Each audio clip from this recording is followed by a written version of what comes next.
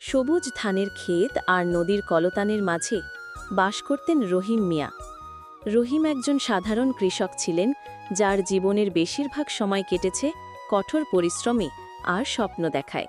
তিনি টমেটো, শসা এবং লাউ চাষে মনোযোগ দিলেন এবং স্থানীয় বাজারের চাহিদা বুঝে ফসল বিক্রি করতে শুরু করলেন। রহিমের পথ সহজ ছিল না। প্রথম বছরে তার ফসলের একটি অংশ পোকার আক্রমণে নষ্ট হয়ে যায়। তিনি হতাশ হলেও থেমে যাননি। তিনি জৈব কীটনাশক তৈরি শিখলেন এবং পরের মৌসুমে তা ব্যবহার করে সফল হলেন।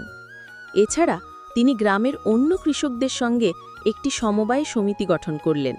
এই সমিতির মাধ্যমে তারা একসঙ্গে বীজ, সার এবং যন্ত্রপাতি কিনতে শুরু করলেন, যা খরচ কমিয়ে দিল।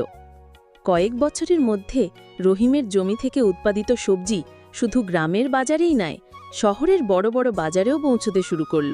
আজ রহিম মিয়া শুধু একজন কৃষক নন, তিনি গ্রামের একজন নেতা এবং অনুপ্রেরণার প্রতীক।